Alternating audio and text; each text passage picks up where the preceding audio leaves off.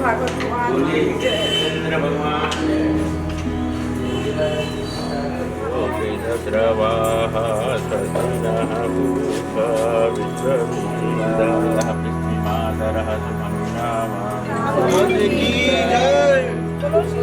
भगवान की जय।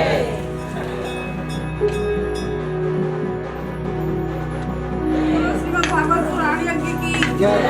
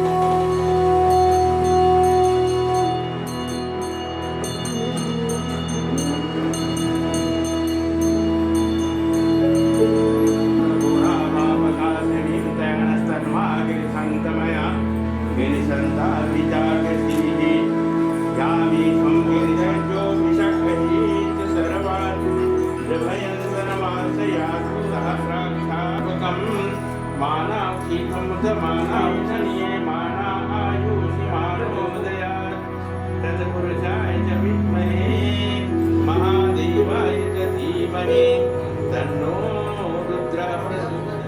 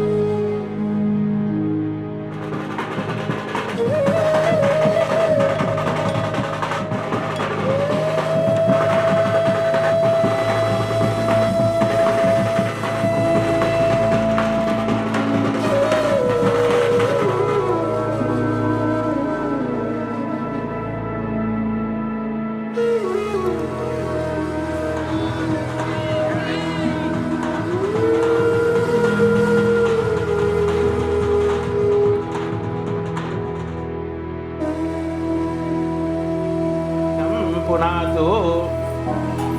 उसको जल छिड़क लीजिए अपने ऊपर और फूल चावल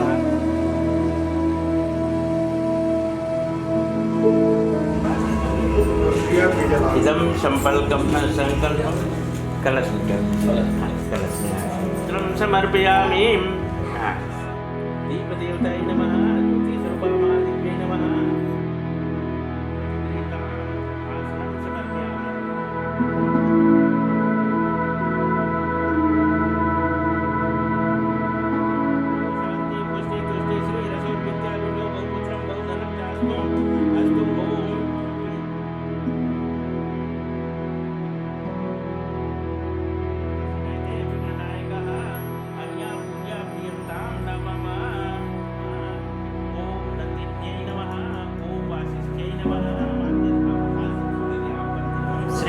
तोरण मातृका दिव्यै नमः। बंधनवार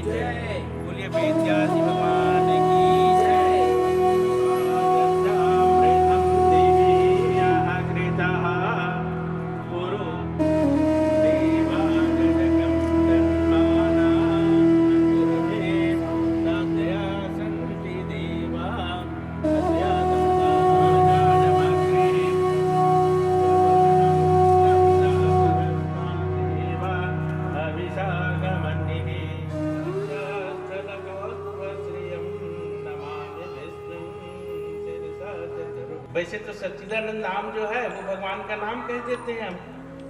भगवान वृंदावन बिहारी का नाम है सच्चिदानंद, है ना। भगवान विष्णु का नाम है सच्चिदानंद।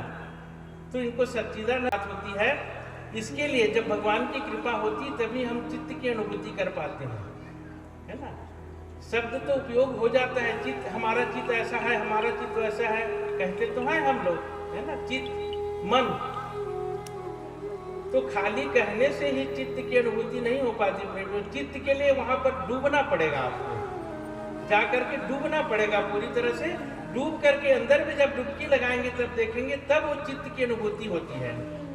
वैसे चित्त जो है हमारे शास्त्रों में कहा गया है, ये एक प्रकार का महातत्व है और इस महातत्व के द्वारा ही संसार की उत्पत्ति है। इसलिए चित्त को बहुत ही व्यापक कहा गया है, व्यापक रूप दिया गया है। तो भगवान जो है वो चित्त रूप है। जो समष्टि संसार में समाये हुए चित्त रूप है वो भगवान वृंदावन बिहारी कृष्ण भगवान लीला करने के लिए अवतरित होते हैं। और उसके बाद उसमें तीसरा शब्द और जुड़ जाता है आनंद, है ना। तो सत चित आनंद, सत जो शाश्वत हो उसमें जाकर के घुल मिल करके और उसमें चित्त की अनुभूति करते हुए अंतःकरण के आनंद को प्राप्त कर लेना, ये सच्चिदानंद है। तो अंतःकरण के आनंद तक पहुंचने के लिए परमात्मा की शरण में जाना पड़ेगा, है ना। वहां का पहुंचने के लिए रास्ता कौन बताएगा? तो केवल एक ही तो है, भगवान वृंदावन बिहारी। इसीलिए तो उनको कहा गया है ना, भगवान को संसार का गुरु कहा गया है। प्रेम गुरु, भगवान जो है पूरे संसार के गुरु बन गए। गुरु क्यों है? क्योंकि सच्चिदानंद रूप को, आनंद के अनुभव को करवाने के लिए उसका रास्ता, मार्ग दिखाने वाले जो है वो भगवान वृंदावन बिहारी हैं। तो उनके शरण में जाना है। विश्वोत्पत्त्यादि हेतुवे, विश्व की उत्पत्ति का कारण। अब ये संसार देखते तो हैं हम लोग, है ना, संसार चल रहा है। संसार में क्या चीज को मानते हैं हम? संसार है हमारे आसपास में, जो भी दिखता है उसे संसार कह देते हैं, है ना। ये पृथ्वी है, जमीन है ना, पानी है, पेड़ है, पौधे हैं, ये सारी चीजें जो दिखाई दे रहे हैं, आसमान है, इसमें सूर्य है, चंद्रमा है, तारे हैं, ये सब मिला करके तो विश्व है। ये इसी को विश्व कहा गया है ना, वैसे कहते हैं ना हम लोग विश्व, है ना। विश्व यानी पूरा संसार। तो विश्व की उत्पत्ति हुई है, इसके अनुसार तो कहा गया है कि विश्व उत्पन्न हुआ है, कभी न कभी बना हुआ है। और इसका प्रमाण बना है कि नहीं बना है, इसको कैसे जानेंगे आप? संसार में देखो, कोई भी वस्तु है, एक फूल खिला है आपके पास, फूल खिला है, ये फूल पेड़ में रहेगा तो रहते रहते 2 दिन, 4 दिन, 5 दिन रह सकता है, हो सकता है 1 सप्ताह रहे। कोई फूल है वो 8 दिन, 10 दिन तक के दिखाई दे, धीरे से उसके बाद ये फूल सूख करके गिर जाएगा अपने आप।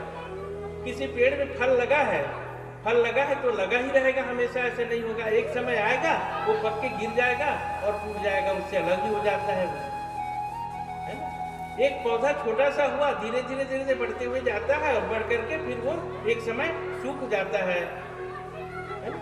एक समय ये है कि प्रारंभ और अंत, ये दोनों चीज दिखाई देता है प्रेम में। यानी संसार में हर वस्तु है कहीं न कहीं एक अपने अंतिम अवस्था की ओर जा रहा है, तो प्रतीत होता है इसे देख करके। जब सब चीज उधर जा रहा है तो निश्चित है एक जगह उसकी शुरुआत हुई होगी, तभी हो जाएगा, है ना। जब प्रारंभ होगा तभी अंत हो सकता है, और जिसका प्रारंभ ही नहीं हो उसका अंत नहीं होता है प्रेमियों। तो इसीलिए विश्व की उत्पत्ति कहा गया। विश्व की उत्पत्ति का जो कारण है वह भगवान वृंदावन बिहारी हमारे कृष्णचंद्र परमात्मा है। तापत्रय विनाशाय श्री कृष्णाय वयं नमः। तापत्रय, 3 प्रकार के ताप की कल्पना की गई है प्रेमियों। हम लोग संसार में रहने वाले मनुष्य हैं, सुख और दुख तो लगा हुआ है सबके साथ में। कहीं सुख आता है, कभी दुख आ जाता है ना। सुख और दुख लगे हुए हैं, तो इसमें सुख है तो सुख की अनुभूति तो करते ही हैं, लेकिन दुख है उसकी भी अनुभूति करते हैं। तो उसको, दुख को ताप कहा गया। और ताप को कहा गया है, बताया गया है इसमें कि 3 प्रकार के ताप जरूर आते हैं मनुष्य के जीवन में, है ना। 3 प्रकार के ताप की कल्पना की गई है। तापत्रय विनाशाय, और तीनों प्रकार के ताप को यदि नष्ट करना हो तो भगवान वृंदावन बिहारी के शरण में जाना होगा। केवल एकमात्र वही वह स्थान है जो वहां से छुटकारा दिला सकते हैं। तो 3 प्रकार के ताप क्या होंगे? शास्त्रों में जो शब्द आता है प्रेमियों, दैविक, दैहिक और भौतिक, है ना। ये 3 ताप कहा गया है। रामचरितमानस में तुलसीदास जी ने से कहा, दैहिक दैहिक भौतिक तापा, राम राज नहीं काहुन व्यापा, है ना, लिखे उन्होंने, है ना। अलग अलग शब्द लिखे हैं गोस्वामी जी ने। तो ये 3 प्रकार के ताप कहे गए हैं प्रेमियों। दैहिक, दैहिक मतलब होता है अपने शरीर से, शरीर का जो कष्ट है दैहिक हो गया। और दैविक यानी शरीर में ही होगा कष्ट, लेकिन वह किसी देवी देवता, किसी के प्रभाव से हो गया, ऐसा मान लिया। और भौतिक, भौतिक मतलब होता है कि कोई संसार की किसी दूसरे वस्तु के प्रभाव के कारण हमारे ऊपर आ जाए कोई तकलीफ, कोई कष्ट, है ना। एक अपने शरीर में जो रोग हुआ वो अपने कारण है। हमने खाना ज्यादा खा लिया तो शरीर में पेट में दर्द हो गया, वो हमारा हो गया, वो तो हमारा शरीर का दर्द है ना। दैविक, किसी देवी देवता की पूजा नहीं कर पाए, किसी के अपमान हो गया, कहीं पर नहीं हुआ तो उसके कारण किसी को कष्ट आ गया, तकलीफ आ गई, ये दैविक है ना। और भौतिक, अचानक कहीं पर विपत्ति आ गई, कहीं पर बाढ़ आ गया, कहीं पर प्रकोप हो गया, ये हो गया, ये जो है भौतिक ताप हो जाते हैं।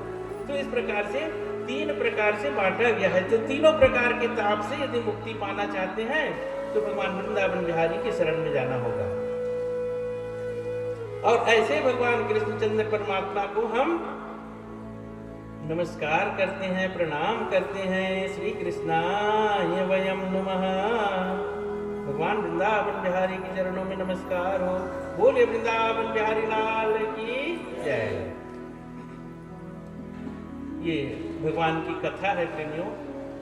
कथा को ही श्रीमद् भागवत के रूप में कहा गया है। वास्तव में श्रीमद् भागवत जो है स्वयं भगवान वृंदावन बिहारी हैं। आगे रोज के रोज आप लोग वही सुनेंगे। तो ये भगवान वृंदावन बिहारी ही तो भागवत के रूप में बैठे हुए हैं कलयुग में। भगवान वृंदावन बिहारी कभी संसार में आए थे अवतार लिए करके, जन्म यहाँ पर शरीर धारण करके अपनी लीला करने के लिए। और लीला करने के बाद जब अपने शरीर को यहाँ से लुप्त किए तो उनकी जो शाश्वत शक्ति है वो भागवत श्रीमद् भागवत के रूप में एक जगह संकलित हो गई।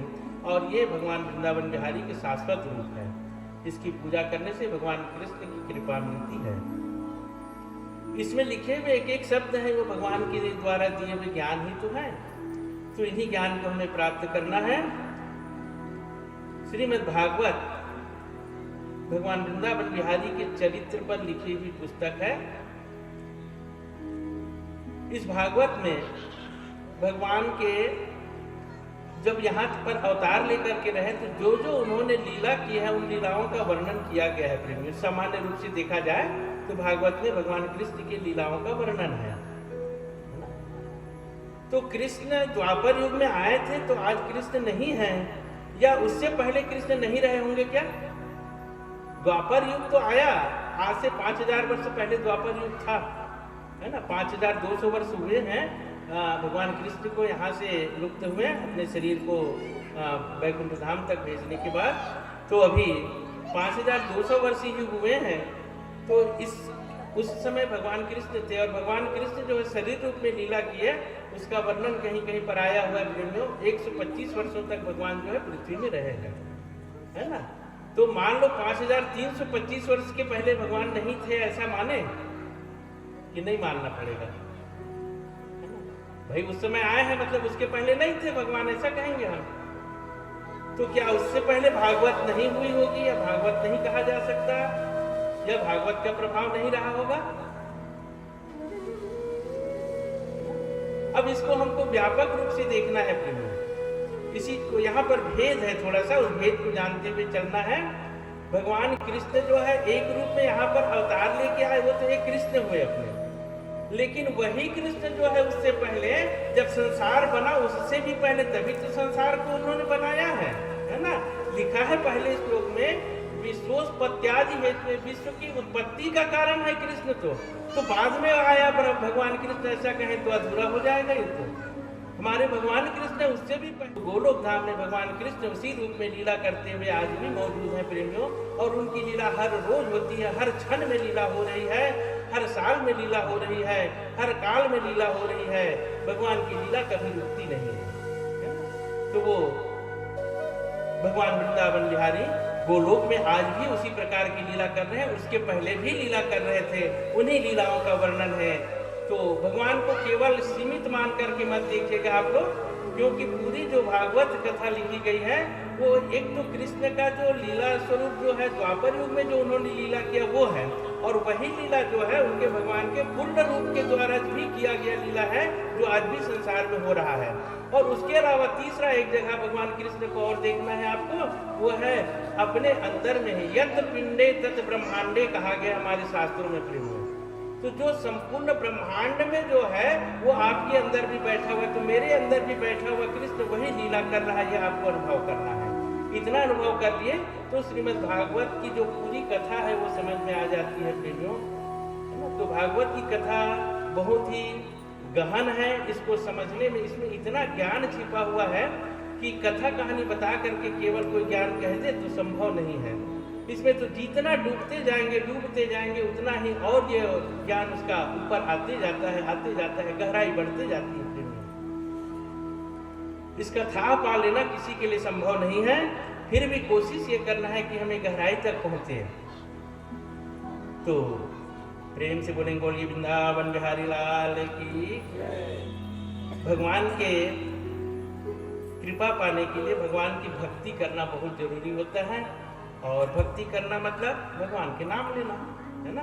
तो तो भगवान के नाम यदि ले लें तो निश्चय ही भगवान की कृपा हमारे ऊपर बरसेगी और सब कुछ हमें मिल जाएगा। ज्ञान पाना है, हम पाएंगे ऐसा नहीं कह सकते। ज्ञान तो देने वाला वही है, वो देगा तो मिल जाएगा हमें, वो नहीं देगा तो कहाँ मिलेगा। तो इसलिए ज्ञान पाना चाहते हैं तो पहले तो भगवान की भक्ति करने, तभी वो देंगे कुछ हमें, है ना। तो बोलो श्री राम जय जय राम।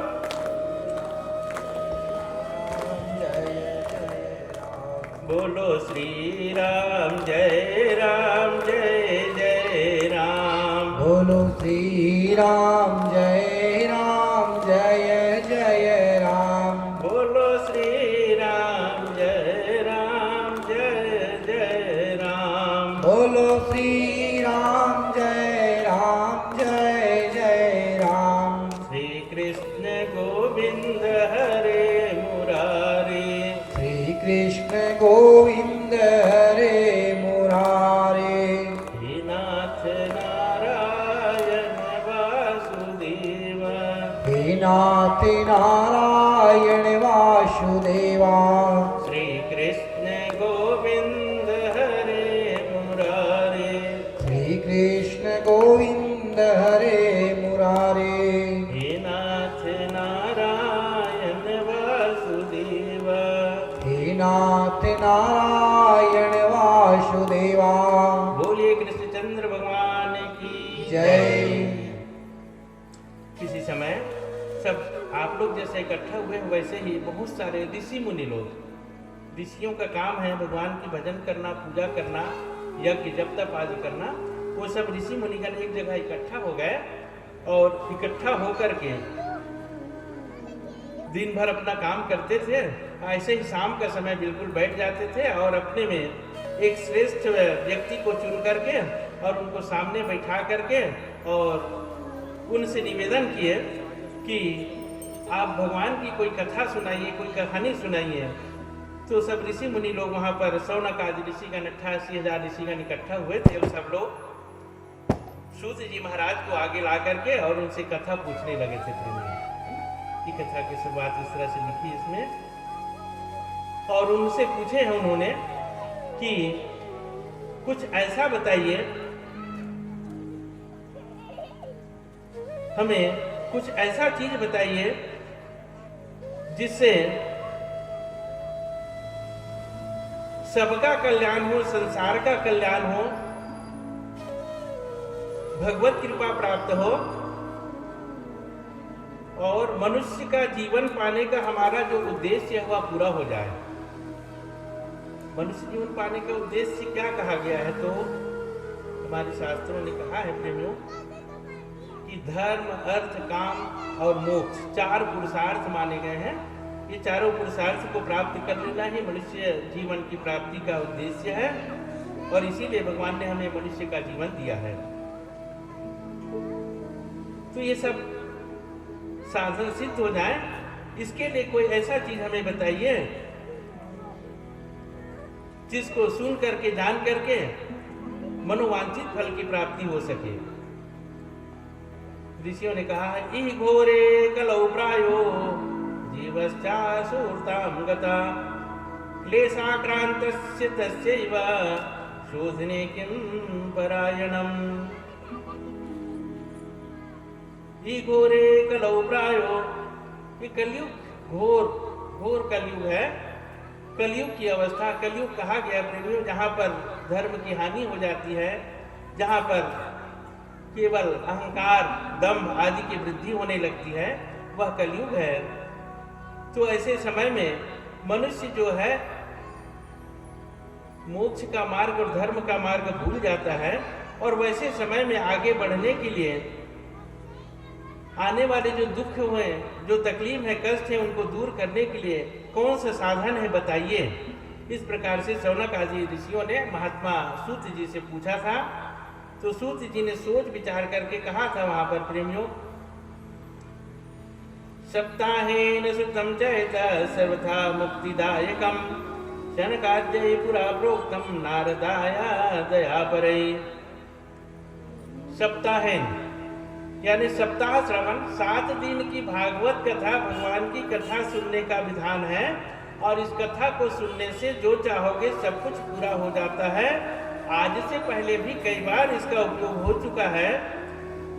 शनक, सनंदन, सनातन आदि ऋषि मुनियों ने इसी कथा के माध्यम से ही भक्ति को जागृत किया था, ज्ञान और वैराग्य को जागृत किया था। महात्मा नारद ने इसी का ज्ञान उपदेश किया था। इस प्रकार से ये जो भागवत कथा है वो सबको कल्याण देने वाला है। इसी भागवत कथा का ही हमको श्रवण करना चाहिए, ये बताया। तो ऋषि मुनि लोग पूछने लगे कि इसका महत्तम बताइए, क्या महत्तम है, क्यों किया जाता है ये महत्व होता है। हर चीज का एक महत्व है ना। हर आदमी का भी एक महत्व है, अपनी अपनी जगह में स्थान है उसका, है ना। वही तो महत्तम है। जो स्कूल में प्रिंसिपल है तो प्रिंसिपल की कुर्सी में बैठता है, वो बड़ा हुआ ज्यादा सम्माननीय है। उसके शिक्षक हैं वो उससे नीचे स्तर में है ना। चपरासी है उसका और भी उससे नीचे स्तर है। किसी ऑफिस में साहब है तो साहब का अलग स्तर होगा, बाबू हैं उनके अलग स्तर होते हैं। तो सबका अपना अपना एक पद, प्रतिष्ठा, सम्मान, महत्व होता ही है।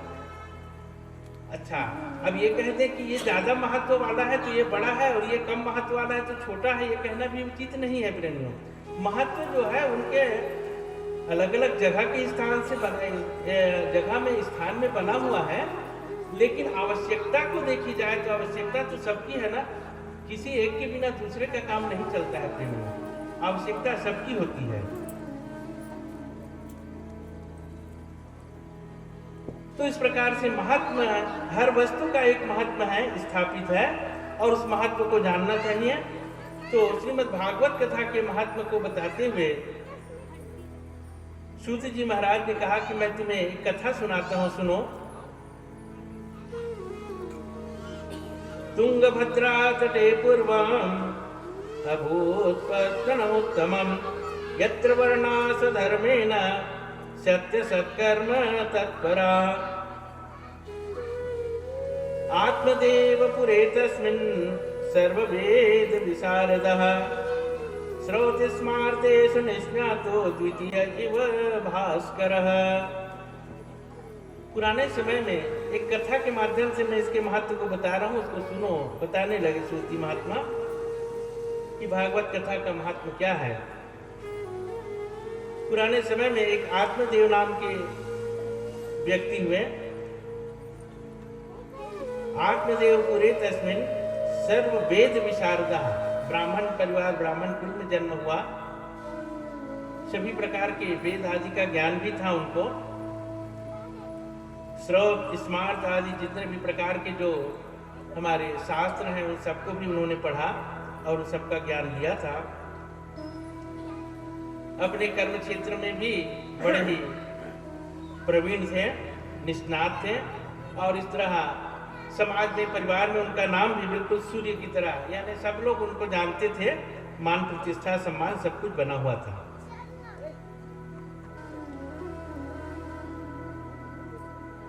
भिक्षुको विद्वान लोकिं तत्र्या धुंधले स्मृता स्ववाक्या स्थापिका नित्यं सुंदरी सुकुमलोद्भवः।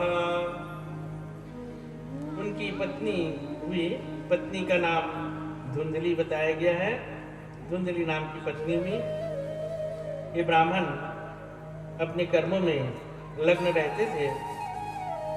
उनकी पत्नी घर में रहती थी। उनको संतान की प्राप्ति नहीं हुई। बाद में ब्राह्मण देवता को काफी दिनों के बाद में ऐसा लगा कि संतान भी रहे तो अच्छा है, क्योंकि धर्म कर्मों में कहा गया है कि संतान के बिना आगे तरन तारण नहीं होता, तो एक संतान का होना जरूरी है। ये उन्होंने सोच करके और कई प्रकार से कई जगह जानकारी लेने का प्रयास किया, लोगों से जाकर पूछता था। अभी आज भी हमारे पास वैसी होता है ना, मान लो कोई तकलीफ में आ गए हैं, एक आध कोई जानकार आदमी आ गया, मान लो कहीं पर से कुछ जानता है, कोई ज्योतिष का जानकार है, कोई विद्या का जानकार है, कोई तंत्र का जानकार है, तो अपने कार्य साधन के लिए चले जाते हैं हम लोग भी, है ना। जाके पूछते हैं ना कि मेरा काम कैसे बनेगा, ये बताओ महाराज जी, मेरा काम क्या होगा, मैं ऐसा करना चाहता हूँ, होगा कि नहीं होगा, है ना। तो वैसे ही ये आत्मदेव ब्राह्मण भी अपने ढंग से तो किया होगा जरूर उसने, और उसको सफलता यदि नहीं मिली तो निश्चय है कि दूसरे के पास किसी से सलाह लिया जाए, हो सकता है कोई ना कोई कमी होगी। ये उनको समझ में आ गया। तो उन्होंने कई लोगों से सलाह लिया, लेकिन कहीं पर उसको इसकी पूर्ण रूप सही रूप से कोई जानकारी नहीं मिल पाई। चलते रहे। काफी दिन के बाद में एक समय एक महात्मा जी आए वहां पर। एक महात्मा जी आए, महात्मा जी के पास जाकर के रोने लगे। इनकी रोती हुई अवस्था को देख करके महात्मा जी पूछने लगे कि क्यों रो रहे हो ब्राह्मण देवता, तुम्हें क्या दुख है, क्या तकलीफ है, बताओ। कथम रोदिसी विप्रत्वम काते चिंता बलीयसी बलतम सत्वरम मह्यम स्वस्य दुखस्य कारणम। तुम्हारे दुख का कारण क्या है, क्यों रो रहे हो, बताओ, कोई उपाय होगा तो मैं बता दूं। तो ये ब्राह्मण कहता है कि मैं क्या बताऊं, जन्म जन्मांतर का दोष होगा, कर्मों का दोष होगा, जो कुछ भी होगा, मेरा संतान नहीं है, संतति के कारण मैं दुखी हूं, मैं संतान पाना चाहता हूं, और उसके लिए बहुत उपाय किया लेकिन कोई भी कारगर नहीं हुआ। इस महात्मा ने देखा, थोड़ी देर विचार किया, और विचार करके उसके बाद कहने लगे, मुंचा ज्ञानम प्रजारूपम बलिष्ठा कर्मणो गति विवेकम तो समासाद्य त्यज संसार वासनाम। अरे ब्राह्मण देवता, तुम तो ज्ञानी हो, सब जानते हो, उसके बाद भी क्यों इस प्रकार के इसमें पड़े हुए हो। मुंच अज्ञानम, अपने अज्ञानता को छोड़ दो, अज्ञानता को छोड़ करके भगवान की भक्ति करो, भगवान का भजन करो, ये सब कुछ है, उसी में सब मिल जाएगा तुम्हें। क्योंकि कर्म की गति बलवान है, संसार जो चल रहा है कर्म के अधीन है, कर्म के ही अधीन संसार चल रहा है। संसार की उत्पत्ति कर्म से होती है, सूर्य और चंद्रमा भी कर्म की गति से ही बंधे हुए हैं, कर्म से ही वो काम करते हैं। भगवान भी अवतार लेते हैं तो एक प्रकार से कर्म का प्रभाव कहा गया है। विवेकम तु समासाद्यम त्यज संसार वासनाम। और इस संसार में मेरा संतान, मेरा घर, मेरा धन, मेरा दौलत, इस प्रकार की जो ये वासना पूर्ण चीजें हैं, उनके पीछे क्यों जा रहे हो तुम? इन सब चीजों को छोड़ दो। क्यों? क्योंकि सुनो विप्रमयाते अद्य प्रारब्धम तो विलोकितम। तुम्हारे पूर्व जन्मों के कर्मों का ही प्रभाव है जो मैं बता रहा हूँ, सुन लो। सप्त जन्मावधि तव पुत्रो नैव च 7 जन्मों तक, अभी की पुत्र की बात करते हैं, 7 जन्मों तक पुत्र की प्राप्ति नहीं होना है आपको। 7 जन्मों तक तुम्हें ऐसी रहना होगा, तो इसलिए तुम ये वाला चिंता छोड़ दो। ये कहने लगे प्रेमियों। उस आत्मदेव ब्राह्मण ने बहुत ही निवेदन किया। उनके निवेदन को देख करके, उनके रोना को देख करके महात्मा को दया आ गई। दया में भर करके महात्मा जी ने कहा, देखो तुम यदि ऐसा कहते हो तो मैं भगवान वृंदावन बिहारी के चरणों में स्मरण करके, और मैं एक फल दे रहा हूं, यदि भगवान की इच्छा हो गई तो निश्चय ही तुम्हें पुत्र की प्राप्ति हो जाएगी। ये फल तुम अपनी पत्नी को खिला देना जा करके। उन्होंने एक फल लिया, भगवान वृंदावन बिहारी का स्मरण करके, उसमें मंत्र अभिमंत्रित करके, और उस फल को दे दिया उनको। फल देने के बाद में जाकर के कहे कि अपनी पत्नी को खिला देना, निश्चय ही वह गर्भवती होंगी और एक संतान की प्राप्ति हो जाएगी। ब्राह्मण जो है अपने पत्नी को ले जा करके फल दिया, और कहता है बड़ा खुशी खुशी पहुंच गया घर में। ब्राह्मण को बड़ी खुशी हुई कि आज महात्मा का दिया हुआ जो फल है वो निश्चित रूप से फलदायी रहेगा। विश्वास था प्रेम में, है ना, विश्वासम एवं फलदायकम। जहां पर विश्वास हो जाए वहां सब कुछ मिल जाता है। तो उसको विश्वास हो गया उस महात्मा के ऊपर, और उसी विश्वास के साथ फल को लेकर के वो अपने घर पहुंच करके पत्नी को दे दी। पत्नी को देते हुए उसने कहा कि ये फल तुम खा लेना, तुम्हें गर्भ होगा और आगे जाकर के एक सुंदर संतान की प्राप्ति हो जाएगी। यहाँ पर बड़ी कथा जो लिखा गया प्रेमियों देखिएगा, है ना, ध्यान देने लायक है इसमें। ब्राह्मण का नाम हुआ है आत्मदेव। आत्मदेव नाम का ब्राह्मण हुआ था, उसकी पत्नी हुई थी धुंधली, है ना, पत्नी का नाम हुआ धुंधली। पात्रों का चयन भी व्यास जी भगवान ने ऐसे शब्दों में लिखा हुआ ऐसा दिया है नाम, है ना, जो बड़े ही सटीक हैं। तो आत्मदेव ब्राह्मण फल को ले जाकर के धुंधली को दे दिए। अब धुंधली जो है उस फल को लेकर के सोचने लगी कि ये फल वास्तव में किसी महात्मा ने, कोई ने जाते हुए रास्ता चलते हुए किसी ने दे दिया और ये ब्राह्मण देवता भी किसी के बात में आ गए ना, अपने ही पति के ऊपर उनकी बातों में उसको विश्वास नहीं हुआ। विश्वास की कमी देखिए, विश्वास नहीं हुआ उसको, और वो कहे कि मान लो इस फल को खाने से इनके कहना है तो हो सकता है संतान की प्राप्ति हो भी जाए और ना भी हो, दोनों बात है।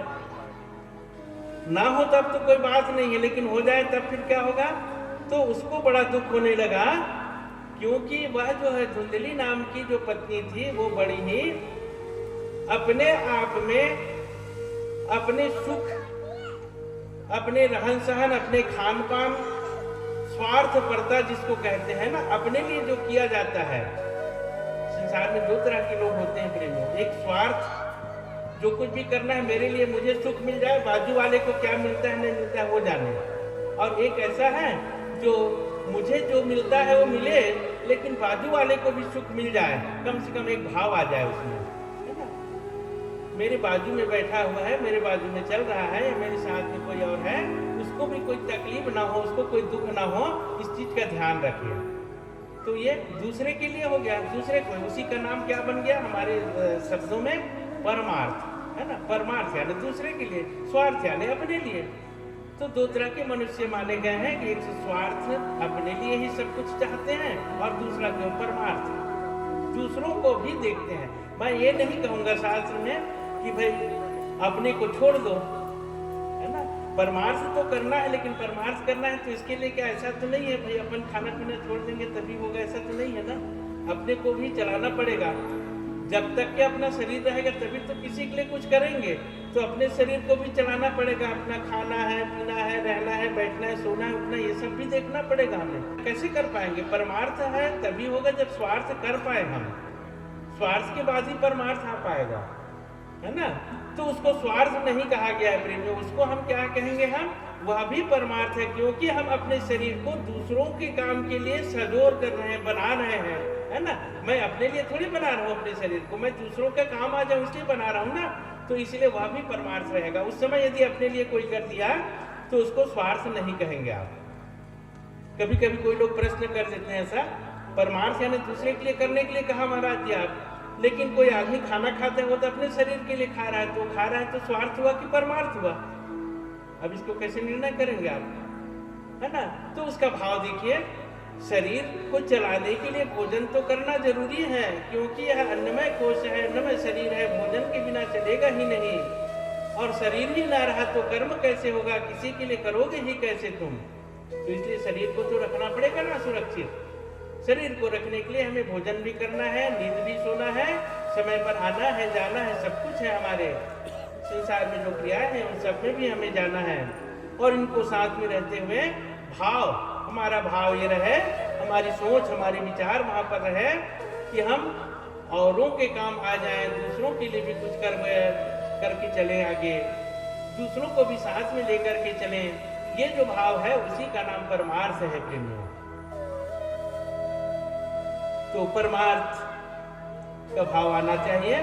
यहाँ पर धुंधली के मन में केवल स्वार्थ का ही भाव था, वो किसी और के लिए नहीं सोचती है, यहाँ तक कि अपने पति के लिए भी नहीं सोच रही। देखिए, संतान मिल गया तो ठीक है, नहीं मिला तो क्या होगा, तो नहीं मिला तो मेरे लिए ठीक है, और मिल गया तो मेरे लिए कष्ट है, ऐसा मानती। क्यों मानती थी वो? क्योंकि उसका स्वभाव था बढ़िया खाना, बढ़िया घूमना, अच्छे अच्छे जगह जा करके देखते रहना, घूमते रहना और शौक करना, ये सब चीजें उसके अंदर में भरी हुई थी। और यदि संतान की प्राप्ति होती है तो उस समय फल खाने के बाद शरीर में गर्भधारण होगा, गर्भधारण हुआ तो शरीर भारी होगा, शरीर भारी हुआ तो आना जाना बंद हो जाएगा, खाना पीना बंद हो जाएगा। ये इस तरह का वर्णन यहाँ पे किया हुआ है प्रेमियों, बड़े लंबे चौड़े उसका स्वभाव का वर्णन दिया हुआ है श्रीमद् भागवत में। हाँ, फल भक्षेन गर्भस्यात् गर्भेणोदर वृद्धिता, गर्भ में उदर की वृद्धि हो जाएगी। स्वल्प भक्षम ततो आसक्ति गृह कार्यम कथम भवे, दैवाघाटिम ब्रजेदा ग्रामे पालेत गर्भिणी कथम। तो इस प्रकार से बहुत सारा कष्ट होगा, शरीर के बहुत सारे कष्टों को उन्होंने विचार कर लिया और सब मिला करके आखिरी में कहता है कि ये बच्चा संतान का आना पाना रखना, इसको पालना और आगे बढ़ाना तक, है ना। मान लो बच्चा आ भी गया तो आने के बाद में छोटा बच्चा रहेगा, वो मल मूत्र कर दिया, वो भी गंदा करेगा, उसको भी सुधारना पड़ेगा, ठीक करना पड़ेगा, है ना। और वो भी हो गया तो उसको भी कर लोगे तो थोड़ा सा बड़ा हुआ तो बच्चा मानता है तो मानता है, माँ कहता है तो ठीक है, नहीं तो माँ की दुश्मन बन गया, कहीं माँ की कहना ना माने तो बच्चा तो और भी सिर दर्द हो जाएगा, उसको मनाते मनाते फिर पूरा जीवन बीत जाएगा। और भी बड़ा हो गया तो माँ बाप को यदि कहीं कष्ट देना शुरू कर दिया तो वो तो और भी ज्यादा, वो समय तो और भी ज्यादा हमारे लिए परिस्थिति बन जाएगी। तो इस कारण से गर्भ ना ही आए तो ज्यादा अच्छा है, ऐसा मानने लगी है। और ऐसा मान करके उसने फिर सोचा कि इस फल में यदि ऐसा है तो मैं ये देखूं कि वास्तव में सही है कि नहीं है, फल में इतनी शक्ति है कि नहीं है, ये तो और भी पता चल जाएगा, है ना। कर्म का प्रभाव बहुत बड़ा होता है प्रेमियों। उस ब्राह्मण के घर में, ब्राह्मण तो सत्कर्मी है, लेकिन घर में रहने वाली जो महिला है उसके भी स्वभाव के ऊपर अर्धांगिनी कहलाती ना, पत्नी तो अर्धांगिनी है, आधा हिस्सा है ना, आधा हिस्सा अर्धांगिनी है। तो कर्म का पूरा आधा श्रेय जो है वो पत्नी को है और घर का पूरा कार्य तो पत्नी के हाथ में ही होता है। घर में जब तक कि भगवान की आराधना नहीं होगी, दिया नहीं जलाओगे, पूजा पाठ नहीं करेंगे, भगवान का नाम नहीं लेंगे, प्रतिदिन का जो नैमित्तिक कर्म होते हैं उनको नियम पूर्वक पालन ना करें तो वह घर घर कहाँ रहेगा, है ना। घर जो है घर नहीं होता है प्रेमियों, वह तो वीरान हो जाता है। तो ये धुंधली के स्वभाव के कारण इसका भी घर जो है वैसे ही वीरान हो गया था। इनके घर में गाय पाल के रखे थे, धुंधली को बच्चा नहीं है तो नहीं, गाय को भी बच्चा नहीं होता था। तुलसी का पौधा लगाते थे, पौधा सूख जाता था, फूल का पेड़ लगाए तो फूल का पेड़ है, पौधा है, वो सूख जाता था। और इस प्रकार से बड़ा ही उसके घर में तबाही होने लगती थी। वो तो थोड़े बहुत जो ब्राह्मण का कर्म था, इसके कारण से जैसे तैसे करके वो चला रहे थे। तो इसने सोचा परीक्षा ले लिया जाए इसका।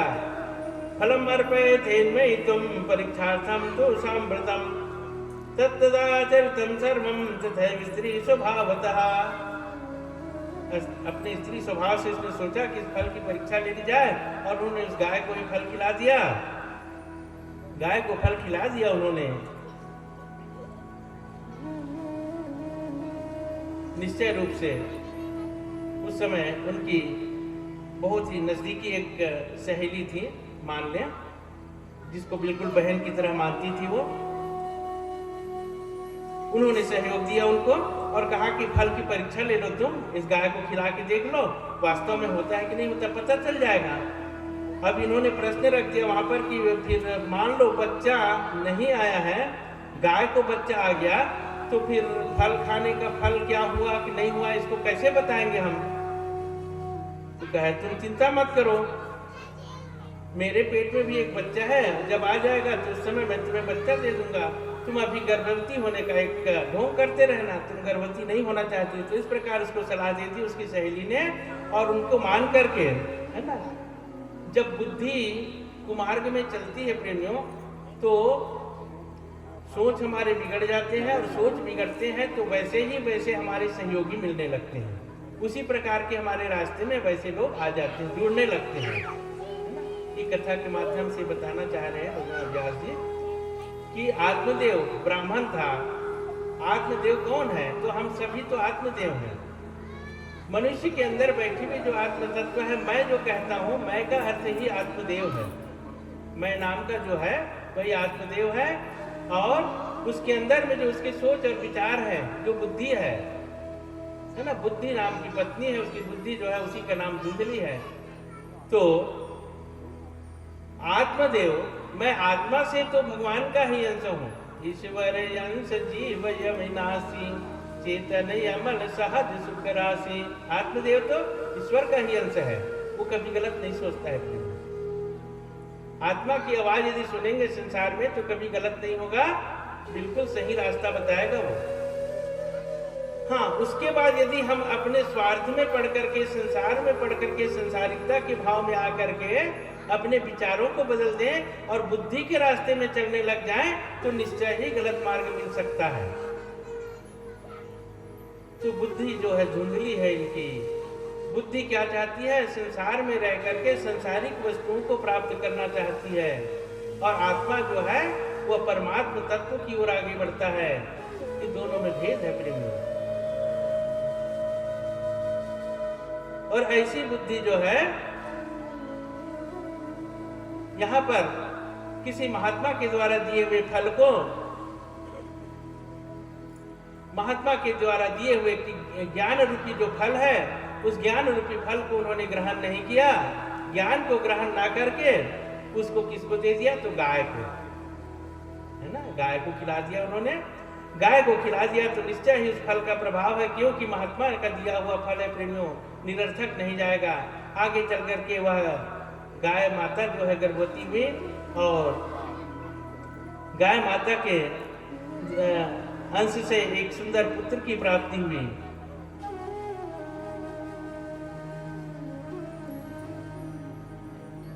उसी समय ये धुंधली की जो सहेली थी, उसकी भी वो गर्भवती हुई थी, उनको भी संतान की प्राप्ति हुई।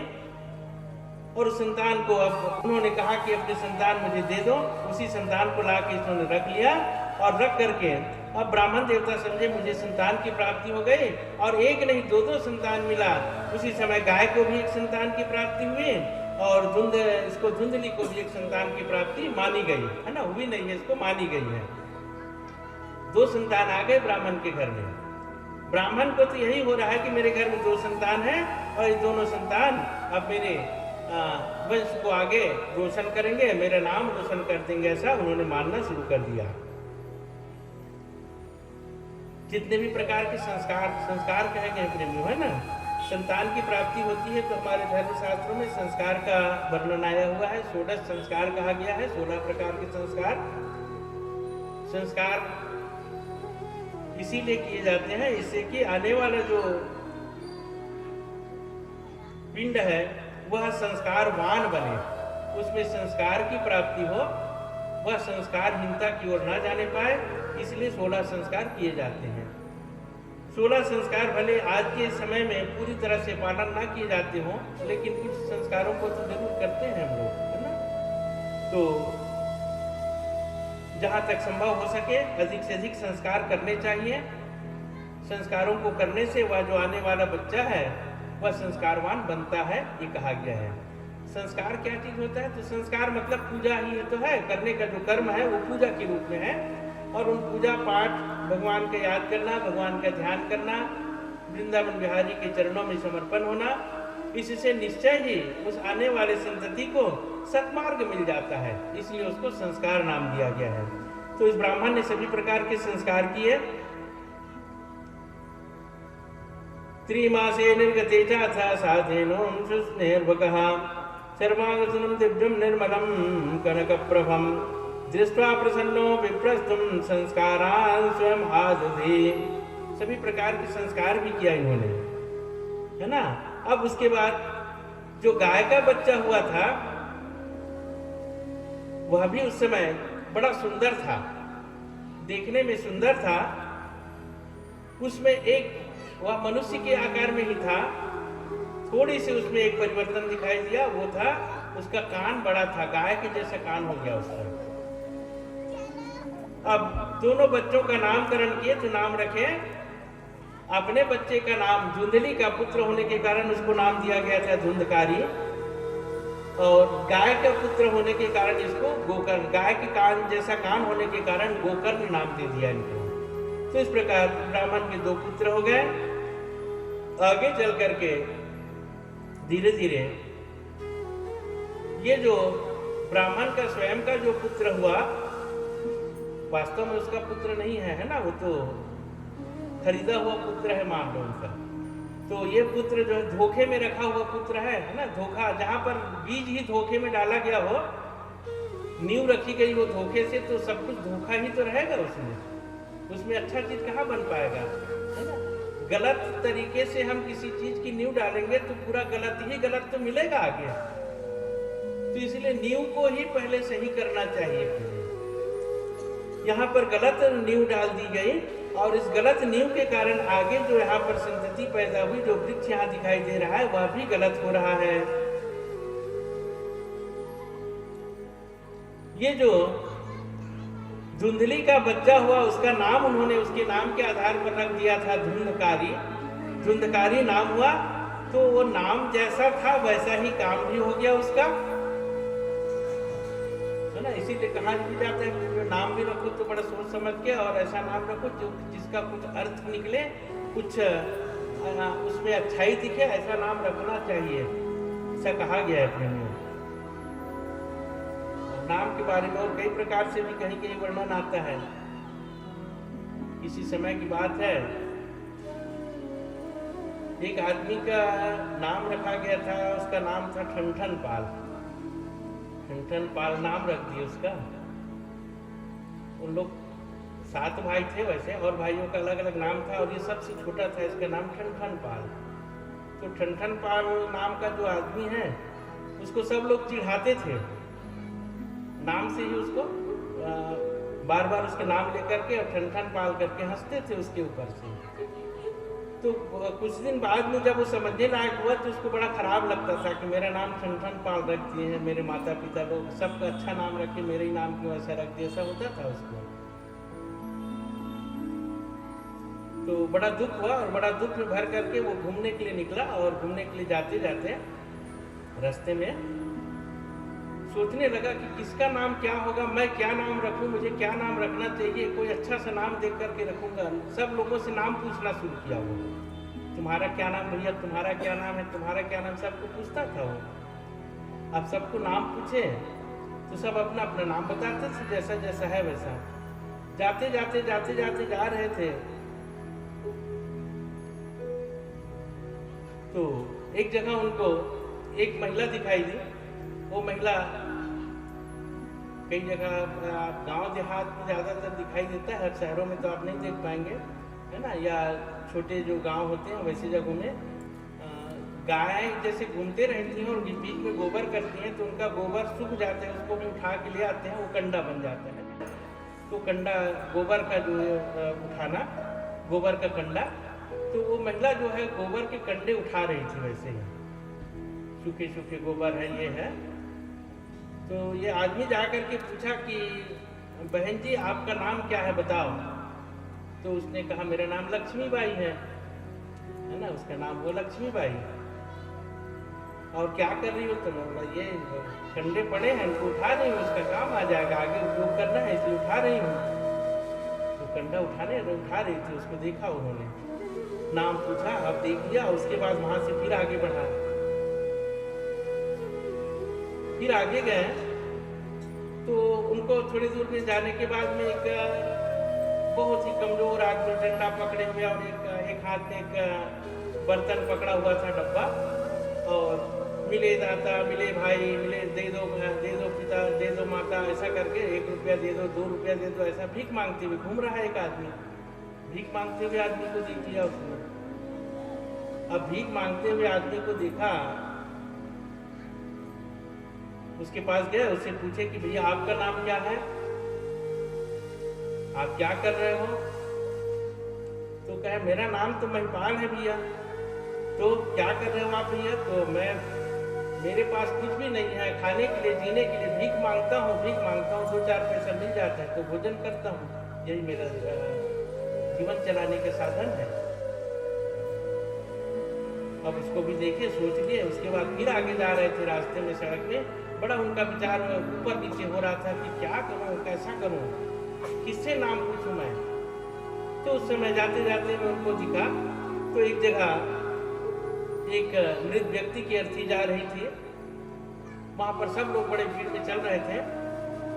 हटो हटो हटो हटो ऐसा करके आगे से कोई हटा रहा था। ये रास्ते में जा रहा था, हट गया, किनारे हुआ। उसके बाद एक आदमी को पीछे में जाकर के एक से पूछा, क्या भैया कौन है ये, कहाँ जा रहे हैं? तो बोला ये हम लोग यहाँ पर जा रहे हैं, ये शव यात्रा है और इसमें एक व्यक्ति के देहांत हो गया, उसके बाद उसको लेके जा रहे हैं। तो कौन है, उसका नाम क्या है? उसका नाम अमरचंद। अब उसको देखा, इतने नाम सुना और उसके बाद उनके काम को देखा, तो वहीं पर बैठ के उसने सोच लिया, लक्ष्मीबाई कंडा विने भीख मांगे महिपाल, है ना, लक्ष्मीबाई कंडा विने भीख मांगे महिपाल, अमरचंद तो मर गया वारे ठन ठन पाल। मेरा ही नाम सबसे अच्छा है भैया। ऐसे चीज में तो मैं नहीं पढ़ा। उन्होंने वहीं से अपना नाम को सबसे अच्छा माना, अपने माता पिता का दिल समझ लिया प्रेमी उसको। बोलिए वृंदावन बिहारी लाल की। तो नाम का बड़ा महत्व तो है ना। ठन ठन पाल नाम है, भगवान का ही तो नाम है ठन ठन पाल। भगवान अपने लिए कुछ नहीं रखते, सब कुछ दुनिया को दे देते, इसलिए ठन ठन पाल कहलाते हैं प्रेमी। जिसके पास कुछ नहीं होता वही सबसे बड़ा राजा होता है।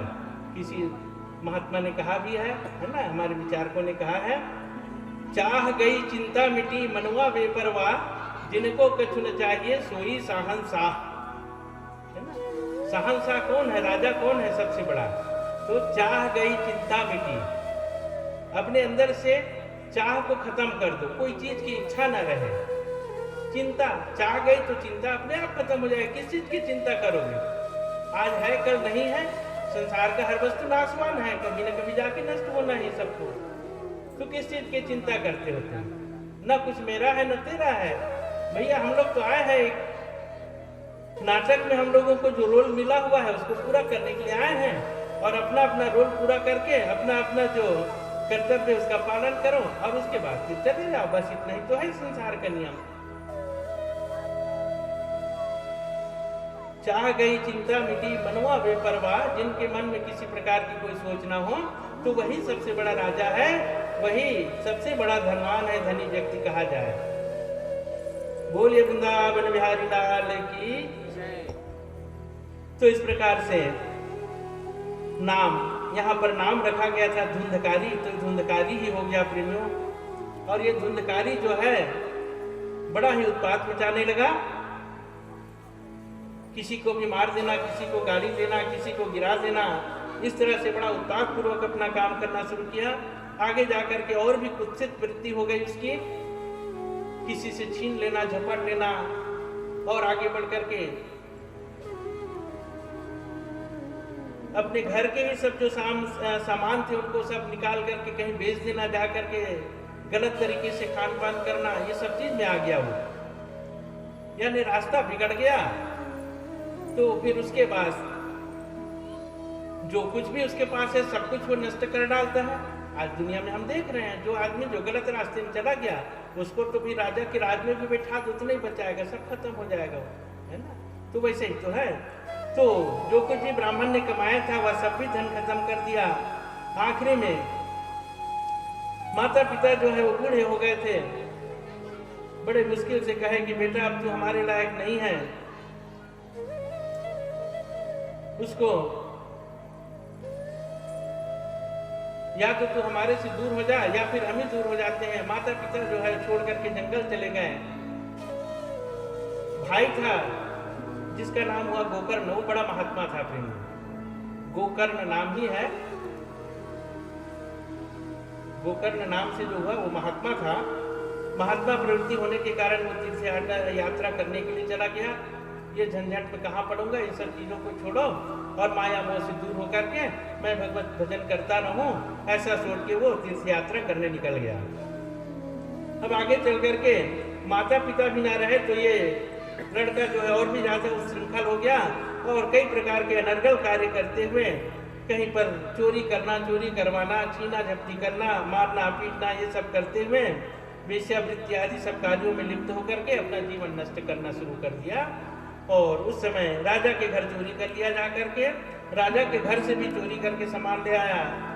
अब जिन वेश्याओं के साथ में वो रह करके और उनके लिए चोरी करके लाया था, उन्हीं वेश्याओं ने उन्हें कह दिया कि आप चोरी करके लाए हो, राजा को पता चला कि तुम चोरी किए हो तो तुम्हारे साथ साथ हमारा भी जीवन नष्ट हो जाएगा, है ना, तुम्हारे साथ साथ हमारा भी जीवन चला जाएगा, हमें भी मरना पड़ेगा, हमें भी चोरी, तुम्हारी चोरी में भागीदारी हो जाएगी। तो इसलिए तुम्हारी चोरी का पता ही न चले, उसके लिए एक काम करते हैं कि तुम्हें हम खत्म कर दें। मन में विचार कर लिया और इन वेश्याओं ने एक दिन उनको जहर पिला करके और ऐसी स्थिति बना दिया कि उनके प्राण पखेरु निकल गए, शरीर केवल पड़ा रह गया, प्रेमियों प्राण निकल गए वहां से। ये संसार है प्रेमियों। संसार में जो सत्कर्म करता है, धर्म के मार्ग पर जाना चाहता है, भगवान का जो आश्रय लेता है वह महात्मा कहलाता है। और जो भगवान के मार्ग को छोड़ करके केवल स्वार्थपरता के लिए मैं, मेरे शरीर का सुख है, इस भाव से जो चलता है वह एक निकृष्ट व्यक्ति हो गया प्रेमियों, और वह धुंधकारी कहलाता है। और जो महात्मा है उसे गोकर्ण कहते हैं। और जो निकृष्ट कर्मों में लगा हुआ है, केवल अपना पालन पोषण करना चाहता है, केवल अपने सुखों के लिए ही सब कुछ देखता है, तो वह धुंधकारी है। तो ये धुंधकारी जब मारा गया, उसकी जीवात्मा जो है तड़पने लगी प्रेमियों, और जीवात्मा तड़पने लगी, चारों तरफ घूमने लगी, है ना। जीव, शरीर के अंदर बैठा हुआ जो जीव है वह आत्मा है, भगवान का अंश है प्रेमियों। शरीर में रहने के कारण उसका एक नाम हो गया जीव। जीव, आत्मा और परमात्मा, इसमें थोड़ा थोड़ा सा अंतर आगे देखते जाएंगे, मिलेगा। तो परमात्मा का ही एक स्वरूप है, एक अंश है जिसे आत्मा कहते हैं, और वही आत्मा जो है शरीर में जीव रूप है। शब्द को मैं देखें थोड़ा सा विश्लेषण करके तो समझ में आ जाता है। जीव यानी जीने वाला, जो जीता है वो जीव है, तो जी रहा है वो जीव है। जीता कौन है?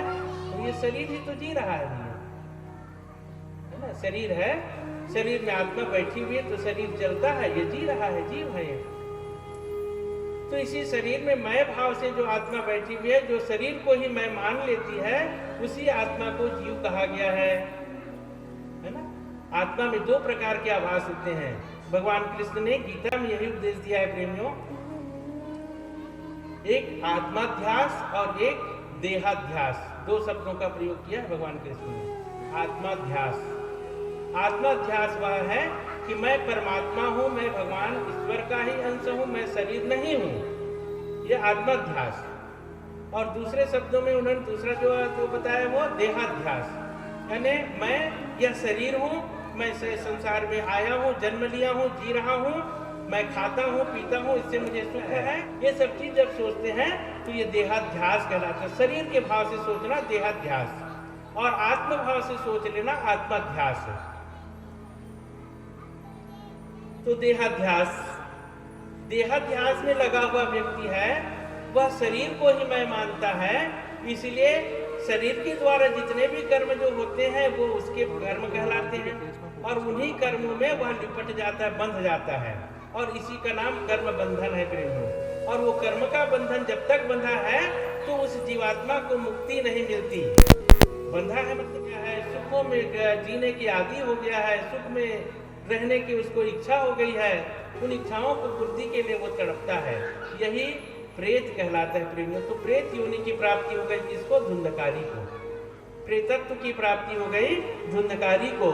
उसके बाद घूम करके अब कुछ समय हुआ तो कहे कि चलो मैं अपने जन्मभूमि स्थान में जा करके देखूं वहां के लोग कैसे हैं, क्या कर रहे हैं, एक बार मिल के आ जाऊं। इस भाव से वो वापस अपने गांव आ गया। अपने गांव में आए तो देखे उनका घर जो है काफी दिनों से एकदम खंडहर की तरह हुआ घर है, टूटा फूटा सा पड़ा हुआ था।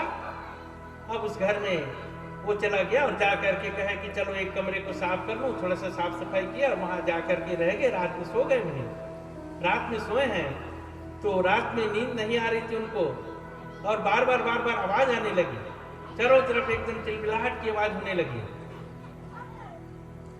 चारों तरफ कई प्रकार के, कुछ गिरने का, पटकने का, कुछ टूटने का, फूटने का, इस तरह आवाज उनको बार बार सुनाई देने लगा। और जगह जगह देखते थे क्या है, कौन आया हुआ है, पूछते थे लेकिन कोई नहीं बताया। कस्तम मुकृतरो रात्रौ कुतो यातो दशामिमां किम प्रेता पिशाचो वा राक्षसो असीति संसहना। गोकर्ण महात्मा कहने लगे कि कोई ना कोई तो होगा तभी ये सब हो रहा है ना। उन्होंने अनुमान लगाया कि हो सकता है कोई आदमी तो नहीं दिख रहा है, आदमी नहीं है तो जरूर कोई ना कोई छाया रूप रहने वाला जीवात्मा है जो कहीं पर बंध गया होगा, किसी बंधन में पड़ गया होगा। समझ में आने लगी उनको, और वो व्याकुलता के कारण इधर तड़प रहा होगा, इधर घूम रहा होगा। तो पूछने लगे वो, कस्तम उग्रतरो रात्रौ, इस रात में तुम इतनी व्यग्रता से घूम रहे हो, तुम कौन हो बताओ, तुम्हारी ऐसी दशा कैसे हो गई। किम वा प्रेता पिशाचो वा राक्षसो, क्या तुम प्रेत हो, कोई पिशाच हो या राक्षस हो, किस योनि में हो तुम कौन हो, और ऐसा क्यों हुआ है, तुम्हारा ये योनि क्यों प्राप्त हुई तुम्हें, बताओ। जब इस प्रकार पूछने लगे तो वहां पर कहते हैं, कहा है प्रेमियों, एवं पृष्ठास्त दातेना रुरोदोच्चैर पुनः पुनः अशक्तो वचनोच्चारे संज्ञा मात्रम चकारः। उसकी आवाज नहीं आती प्रेमियों, बोल नहीं पाता था वो, प्रेत की अवस्था में बोल नहीं पाएगा। खाना दो तो खाना तो रखा रहेगा लेकिन खा नहीं पाएगा, ये तो कष्ट होती है ना। ये प्रेत शरीर का भाव है। आगे मैं शरीरों का वर्णन करूंगा, समय कम है इसलिए नहीं, तो आगे ना शरीर, इतने शरीर है हमारे, कैसा कैसा है, प्रेत क्या चीज होता है जो बताऊंगा। तो ये प्रेत योनि में पड़ा हुआ जो जीवात्मा है वह न तो खा सकता है, न बोल सकता है, न कह सकता है। फिर भी उन्होंने अपने ढंग से कुछ आवाज करते हुए और अनुभव कराने का कोशिश किया। जब बार बार पूछने लगे महात्मा, तब उनको आभास हुआ, सुनाई दिया, अहम भ्राता तो दियो अस्मिन् धुंधकारी नामतः स्वकीय नैव दोषेण ब्रह्मत्वं नासितं मया। मैं आपका ही छोटा भाई हूँ धुंधकारी, और मैं अपने कर्मों के कारण ही उसका फल भोग रहा हूँ। अपने कर्मों में पड़ करके ही मैं आज इस कष्ट की अवस्था में आ गया हूँ। भैया मुझे यहाँ से निकालो, मुझे बचा लो, मुझे बचा लो। इस प्रकार जब उन्होंने कहा तो गोकर्ण महात्मा कहने लगे, रे भाई तुम यहाँ इस हाल में पड़े हो, प्रेत बन के घूम रहे हो, मैं तो तुम्हारे नाम से कितने पिंडदान किया हूँ, कितने तर्पण किया हूँ, जगह जगह तुम्हारे नाम से सब श्राद्ध करके आ रहा हूँ, तो तुम्हें तो चले जाना चाहिए था, तुम कैसे रुके हुए हो अभी तक। तदर्थम तो गया पिंडो मया दत्तो विधानतः, मैंने पूरी विधि विधान से गया पिंड किया है तुम्हारे लिए, गया श्राद्ध किया हूँ, तुम्हें तो मुक्त हो जाना चाहिए। तत्कथम नैव मुक्तो असि ममाश्चर्यम निदम महता, मुझे बड़ा आश्चर्य हो रहा है भाई, तुम इस तरह कैसे बैठे हुए हो। तब प्रेत ने फिर कहा है प्रेमियों, गया श्राद्ध सतेनापि मुक्तिर्मे न भविष्यति, है ना। गया श्राद्धम सतेनापि, गया श्राद्ध एक बार कहते हो भैया, गया श्राद्ध सतेन 100 बार, सतेन अपि 100 बार भी गया श्राद्ध कर लो तो मेरी मुक्ति नहीं होगी, ऐसा कर्म है मेरा। तो इतना बंधा हूं कि एक बार भी गया श्राद्ध से कहां मुक्ति होगी, 100 बार भी करो तो नहीं होने वाला है ये। अब इसके लिए कोई दूसरा उपाय सोचो, उपायम अपरम कंचितम विचारे सांप्रतम, मेरे लिए कोई दूसरा उपाय खोज लो भैया, कोई ऐसा उपाय बताओ जिससे मुझे मोक्ष की प्राप्ति हो सके। तो गोकर्ण महात्मा कहे कि ठीक है भैया, मैं तुम्हारे लिए जरूर उपाय करूंगा, तुम चिंता मत करो, अब मैं आ गया हूं, कोई ना कोई रास्ता जरूर निकालूंगा। बहुत विचार किए लेकिन उनको कोई रास्ता नहीं मिला। उन्होंने सुबह बिल्कुल नहा धोआ करके और सूर्य को अर्घ्यदान करते हुए भगवान सूर्य नारायण से प्रार्थना किया गोकर्ण महात्मा ने कि भगवान सूर्य नारायण जी, अब आप ही मुझे मार्गदर्शन कीजिए, आप संसार के गुरु हैं, मुझे वो ज्ञान दीजिए कि मैं क्या करूं जिससे मेरे इस भाई का जो प्रेतत्व है वह छूट जाए, इसको प्रेत योनि से मुक्ति मिल जाए, इसके लिए मुझे क्या करना चाहिए। जब उन्होंने भगवान सूर्य नारायण से कहा तो सूर्य नारायण ने उनको बताया था प्रेमियों कि आपको भगवान वृंदावन बिहारी के चरित्र पर आधारित श्रीमद् भागवत कथा सप्ताह श्रवण का आयोजन करना चाहिए, सप्ताह यज्ञ का आयोजन करना चाहिए। इस सप्ताह यज्ञ के द्वारा ही प्रेतत्व से मुक्ति हो सकती है।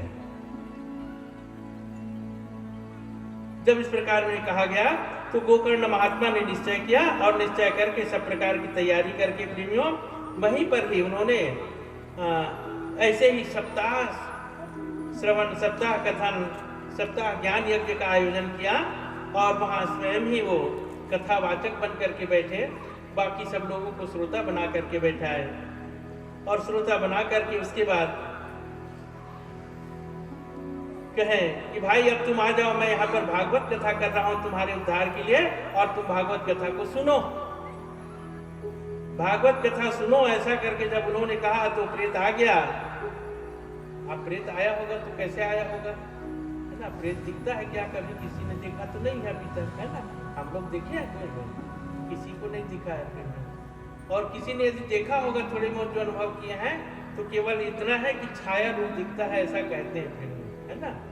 छाया रूप होता है, यानी केवल धूप में जैसे चलते हुए हमारी छाया बन जाती है, छाया को हम देखते हैं, छाया में कुछ रहता है क्या, अस्तित्व तो होता है उसमें, कुछ नहीं रहता वहां पर, जमीन ही है और जमीन के ऊपर छाया दिखती है जरूर, लेकिन छाया में कुछ होता नहीं है, है ना। वैसे ही प्रेत को छाया रूप कहा गया है प्रेमियों। प्रेत जो है छाया रूप में ही होता है, वायु रूप होता है, हवा रूप में है, केवल हवा रूप में है। अब उसको कहे कि यहाँ पर आ जा भाई मेरा, और मैं भागवत कथा सुना रहा हूँ, इसको सुन, इसको सुनोगे तो तुम्हारी मुक्ति हो जाएगी। अब वो प्रेत आत्मा आया, आकर के कहे भागवत कथा सुनूंगा, चलो। गोकर्ण महात्मा ने कथा सुनाना शुरू किया, बढ़िया भगवान के सुंदर वर्णन किया। शंख चक्रम सकिरीट कुंडलम शपीत वस्त्रम शरसीरुहेक्षणम सहार वक्षस्थल कौस्तुभश्रियम नमामि विष्णुं शिरसा चतुर्भुजम, नमामि विष्णुं शिरसा चतुर्भुजम। भगवान वृंदावन बिहारी चतुर्भुजी रूप में भगवान विष्णु की तरह प्रकट हुए और संसार में पालन करने के लिए अलग अलग अवतार लेकर के संसार में आते हैं। उन्हीं में से उनका एक अवतार है भगवान वृंदावन बिहारी, और उन्होंने लीला किया, ये बताना शुरू किए हैं प्रेमियों। तो ये प्रेत आत्मा वहां पर सुनने लगा, सुना तो उसी समय हवा चलने लग गई। हवा चली तब क्या हुआ, ये भी हवा है, हवा के झोंके में आकर के यहाँ पर खड़ा होता, सामने में खड़ा हुआ जो हवा रूप प्रेत है, वो हवा के झोंके में उधर से हो गया, उधर से हवा आई तो फिर इधर हो गया वो। तो वो कहे थोड़ा देर हुआ तो भैया रुको, अभी ऐसे में नहीं बनेगा।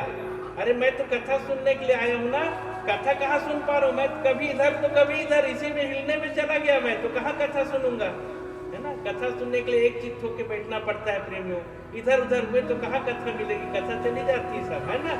तो इसीलिए वो प्रेत ने कहा कि मुझे एक जगह स्थिर होना है, स्थिर होने के लिए कोई साधन बनाओ मेरे लिए। तो इन्होंने सोचा, सोच के कहा क्या किया जाए इसके लिए। तो उसी समय गोकर्ण महात्मा ने शुरू किया प्रेमियों, एक ऐसे ही जो बांस लगाया ना, ऐसा बांस लगाया उन्होंने, 7 ग्रंथि का बांस इसीलिए लगाया जाता है। और उस अस्मिन वंश पात्रे अधो स्थितो भाव, इसके नीचे में तुम स्थित हो जाओ। ये बांस है, इस बांस को पात्र समझ लो और इसके नीचे में तुम स्थित हो जाओ, तो तुम्हें हवा इधर उधर नहीं करेगी।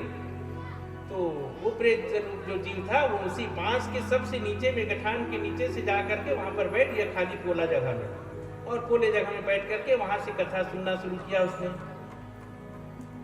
वहां से कथा सुनाए, अब वहां एक चित्त लगा करके कथा सुना है प्रेमियों, कथा सुनते रहा। एक दिन हुआ ऐसे ही, पूरा दिन भर कथा सुने। दिन भर कथा सुनने के बाद शाम का समय हुआ, भगवान की आरती पूजा किए, सब भगवान की जय बुलाए हैं, 'बोले वृंदावन बिहारी लाल की जय'। जय बुलाए हैं। उसके बाद अचानक एक जोर की आवाज में वहां पर वो बांस का नीचे का गठान था, वो फट करके फैल गया, फट गया वहां पर। दूसरे दिन फिर वैसी कथा हुई, फिर आगे देखे, फिर वैसे हुआ। दूसरे दिन दूसरा गांठ फट गया, तीसरे दिन तीसरा गांठ। ऐसा करते करते 7 दिनों में सप्त ग्रंथियुतम तत्र पश्यत्येजमुश्रितम तन्मूल छिद्रमाविश्य श्रवणार्थमस्तोऽसौ।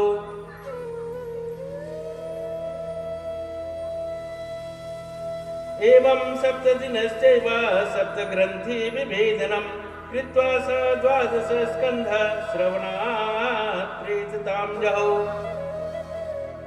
ये सप्ताह भागवत 7 दिन सुनने के बाद में एक एक करके एक एक ग्रंथि का फटना हुआ। 7 दिनों में 7 ग्रंथि फटी और वह बांस बिल्कुल अलग हो गया। उस जीवात्मा को वहीं पर मोक्ष मिला। प्रेमियों, साक्षात भगवान का रूप प्रकट हुआ वहां पर और दिव्य रूप में भगवान के गण आकर के उसको अपने साथ में ले गए। दिव्य रूप धरो जाता तुलसी दाम मंडितः पीतवासा घनश्यामो मुकुटे कुंडलान्वितः।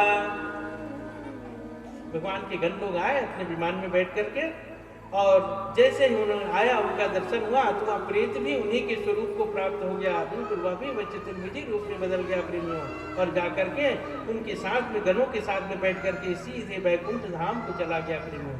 बोलिए वृंदावन बिहारी लाल की। धुंधकारी प्रेत था प्रेमियों, है ना। प्रेत कथा नहीं सुन सकता, इसलिए कथा सुनाएगा उसको बिठा करके, और बैठने के बाद में कथा सुना तो एक एक करके ग्रंथि का भेदन हुआ और उसको आगे जाकर के मोक्ष की प्राप्ति हुई। बांस लगाया जाता है, तब से आज भी बांस लगाने की प्रक्रिया चल रही है और हर जगह आप भागवत में देखेंगे 7 गांठ का बांस लगाया जाता है। मैं थोड़ा सा यहाँ पर ध्यान आकर्षित करूँ आप लोगों का कि ये 7 गठान का बांस लगाना ही जरूरी है क्या। ये इसलिए मैं कह रहा हूँ कि एक जगह मैं भी भागवत करने गया था और वहाँ एक विद्वान व्यक्ति थे और उन्होंने ऐसा प्रश्न रख दिया कि 7 गांठ का बांस यदि मैं न लगाऊंगा भागवत करूँ तो नहीं होगा क्या भागवत, है ना। अब ये 7 गांठ का बांस लगाना है, लगाने का चल तो रहा है परंपरा, लेकिन इसका औचित्य मानो जरूरी है क्या उसको लगाना। नहीं लगाऊंगा तो नहीं होगा क्या। तो अब वहाँ पर एक स्थिति आ गई, अब क्या कहा जाए उसमें। अब वो बड़े पढ़े लिखे थे, उनको मतलब भागवत की श्लोक पूरे याद थे ऐसे व्यक्तियों को। उन्होंने प्रश्न किया तो उनके ढंग से अब वहाँ पर सवाल जवाब भी होना था। तो हमने सोच करके उनसे कहा कि ब्रह्मदेव आप बड़े जानकार हैं और आपका ज्ञान, फिर भी मैं अपने ढंग से जो है मुझसे जो बन रहा है मैं आपसे कहता हूँ, बांस लगाया जाएगा ऐसा मत कहिए आप। बांस तो लगा लुगाया है सबके पास, है ना। हर व्यक्ति के पास एक एक बांस लगा हुआ है। वो कैसे, उन्होंने प्रश्न किया, वो कैसे, कौन सा बांस कहते हैं, कहाँ बांस लगा है। मैंने कहा हर व्यक्ति के शरीर की संरचना देखिए। शरीर की संरचना में इस शरीर को आधार देने वाला एक हमारे बीच में स्पाइनल कार्ड है, रीढ़ की हड्डी जिसे कहते हैं। इस रीढ़ की हड्डी में हमारे शास्त्रों ने वर्णन किया है कि इसमें ईडा, पिंगला और सुषुम्ना नाम की 3 नाड़ियां प्रवाहित होती हैं। और ये 3 नाड़ियां जो है, एक तो बीच की सुषुम्ना नाड़ी जो सीधी चलती है और ईडा और पिंगला नाड़ियां जो है सर्पिल आकार में ऐसे होते हुए एक दूसरे से मिलते हुए चलते हैं। और इसका मिलना बताया गया है 7 जगहों पर, 7 स्थानों में मिला हुआ है। हमारे सुषुम्ना मार्ग में जाकर के ईडा, पिंगला और सुषुम्ना 7 जगहों पर एक दूसरे से मिलते हैं और इन्हीं का नाम है चक्र। 7 चक्र जो कहते हैं वो हमारे रीढ़ की हड्डी में, हमारे इसमें सुषुम्ना मार्ग में बना हुआ है, हर व्यक्ति के साथ जुड़ा हुआ है। और हर व्यक्ति का जो जीव है वह सबसे नीचे को मूलाधार चक्र कहा गया है। मूलाधार चक्र के नीचे बैठा हुआ जीवात्मा है और उसी जीवात्मा को उठा करके 7वें ग्रंथि तक, सहस्रार चक्र तक लाना है आपको। वहां तक ले आए तो साक्षात भगवान का दर्शन होता है। यही तो भागवत का कहना है। भागवत ये थोड़ी कहता है कि मर गया उसको तुम उधार दोगे। वो तो अपने इस प्राण को जो अपने अंदर में बैठा हुआ जो जीवात्मा उसको उठा के ले आओ यहाँ तक और ले आए तो तुम्हें साक्षात भगवान के दर्शन होंगे। वहीं पर वृंदावन बिहारी तुमको मिलेंगे। तुम्हें बैकुंठ कहते हो, बैकुंठ से भी ऊपर का यदि कोई स्थान है तो मिल जाएगा वहाँ। मैं तो ये कहता हूँ। तो ये जब ऐसा बताया गया तो वो कहे कि सर अब तुम भागवत पढ़ लोगे। उन्होंने इतना मुझे कहा था प्रेमियों, और वो बड़े ज्ञानी थे, परीक्षा ले रहे थे मेरी कि ये क्या कहता है। तो मैंने उनको संक्षिप्त रूप में ये बताया था। तो ये सात गांठ का बांस का जो महत्व है इसीलिए लगा हुआ है प्रेमियों। सात गांठ को तो फोड़ते हुए देखना है हमें। जो जीवात्मा जिनको आवाहन किए वो उसमें चले जाते हैं, लेकिन हमें अपनी आत्मा का भी उद्धार करना है। तो हमें अपने ग्रंथियों का भेदन करते जाना है, और प्रतिदिन एक ग्रंथि का भेदन अपना मानते हुए चलिए। पहला दिन है आज, मूलाधार चक्र का भेदन हुआ, पहली ग्रंथि आज फूट जाती है, और मूलाधार ग्रंथि फूटने के बाद में जीवात्मा जो है ऊपर उठती है। प्रेमियों बोलिए वृंदावन बिहारी लाल की जय। तो ये गोकर्ण की कथा कहलाती है प्रेमियों। पहला महत्व इसी को दिया गया है कि प्रेत के उद्धार करने के लिए, प्रेत को प्रेतत्व से मुक्ति दिलाने के लिए श्रीमद् भागवत कथा कही गई। ये इसका महत्व हो गया, है ना। गोकर्ण महात्मा ने भागवत कथा करके प्रेत रूप धुंधकारी का उद्धार किया। तो जो भी प्रेतत्व में है उनका उद्धार हो जाएगा। तो जितने भी प्रेत होंगे सबका उद्धार करना है, उसके लिए भागवत कथा सुननी है। प्रेत कौन है? तो हमारे अंदर में भी बैठा हुआ जो है वो भी तो एक प्रेत ही है प्रेमियों। हम सबके अंदर में जो बैठा हुआ हमारा जो शरीर में जो भाव है उसी का नाम प्रेत है। प्रेत क्यों कहते हैं इसको? हम ये शरीर को ही हम प्रेत कहते हैं, क्योंकि ये शरीर जो है प्रेरणा से चलता है, प्रेरित होकर के। शरीर से किसी की जीवात्मा निकल जाए तो शरीर कुछ करता है क्या? हाथ वही है, पैर वही है, सिर वही है, नाक है, मुंह है, कान है, फिर भी कुछ कर पाएगा ये शरीर? कुछ नहीं करता है, तो ये तो पड़ा रह जाता है। तो इसके अंदर जो बैठा हुआ आत्म तत्व है उसकी प्रेरणा होती है, उस प्रेरणा से ये शरीर चलता है, इसलिए इसी का नाम प्रेत है। और उसी प्रेत का उद्धार करना है हमें, और उसी के लिए भागवत कथा है प्रेमियों। आप सब लोगों ने आज ये भागवत कथा की गोकर्ण कथा के महत्व को जाना, और मैं इसी तरह से हर कथा के पीछे एक छोटा सा उसका महत्व, उसका जो अंतर ज्ञान है उसे उजागर करने की कोशिश करूंगा। वास्तव में श्रीमद् भागवत महापुराण में भगवान कृष्ण के चरित्र जो बताया गया है, आगे आप देखेंगे, बहुत लोग कई बार कथा सुने भी हैं, कई बार पढ़े भी होंगे आप लोग, तो उसमें आप मैं बता रहा हूँ उसको यदि साधने की कोशिश करें तो देखिएगा भगवान कृष्ण के जो चरित्र जो वर्णन किया गया है, व्यास जी ने जो किया है, उनके जन्म से लेकर के आगे तक पूरी जो लीला है भगवान की, वो केवल हमारे शरीर का यही जो योग साधना का जो मार्ग है, साधना के मार्ग में जीवात्मा का उत्थान जो होता है उसी का वर्णन है प्रेमियों। केवल इस जीवात्मा का उत्थान का जो मार्ग है उसे ही भगवान कृष्ण के चरित्र के रूप में बताया गया है। मैं उसमें आपको एक एक करके उसमें आपको बताते जाऊंगा। तो आज ये गोकर्ण की कथा यहाँ पर हुई। गोकर्ण कथा का बड़ा महत्व है। पहले दिन भगवान वृंदावन बिहारी की कृपा से इस कथा को आप लोगों ने सुना। मैं चाहूँगा कि आप सबके ऊपर भगवान नारायण की कृपा बनी रहे, और कल से रोज समय पर कथा सुनते रहेंगे। कथा सुनने के कुछ महत्व भी बताए गए हैं प्रेमियों, कुछ नियम है इसके, है ना। नियम बहुत सारे रूप में वर्णन किया है, व्यास जी ने कई अध्याय में वर्णन किया है इसको, लेकिन मैं बहुत संक्षिप्त में कहूँगा।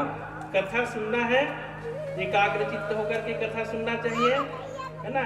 यहाँ पर भी ये प्रेत ने कथा सुना, और भी बहुत सारे आदमी लोग भी कथा सुने, उसका भी वर्णन आया हुआ इसमें भागवत में। प्रेत को साक्षात चतुर्भुजी रूप होकर के भगवान के वैकुंठ धाम तक जाने का अवसर मिला, लेकिन और लोगों को नहीं मिला।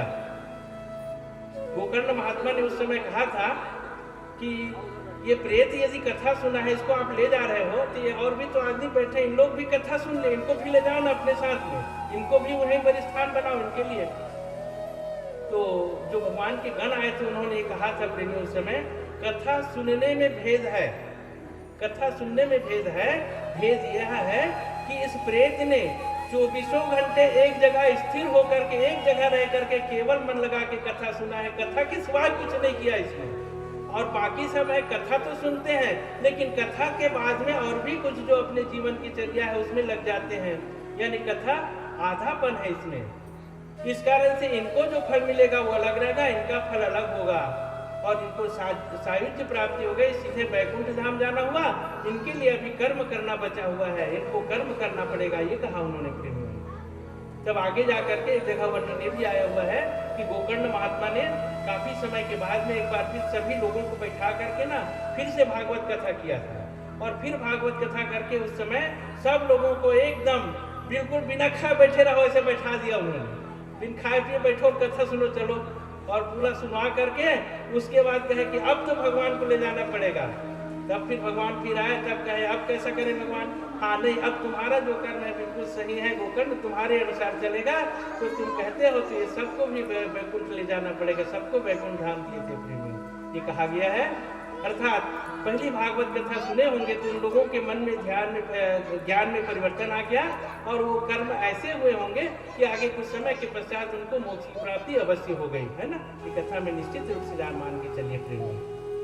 तो कथा सुनने का भेद होता है, हम लोगों की कथा सुनना है, कथा तो सब लोग सुनेंगे, आएंगे, कोई आधा घंटा बैठ गया, 1 घंटा भी बैठ गया, कोई 5 मिनट भी बैठ गया।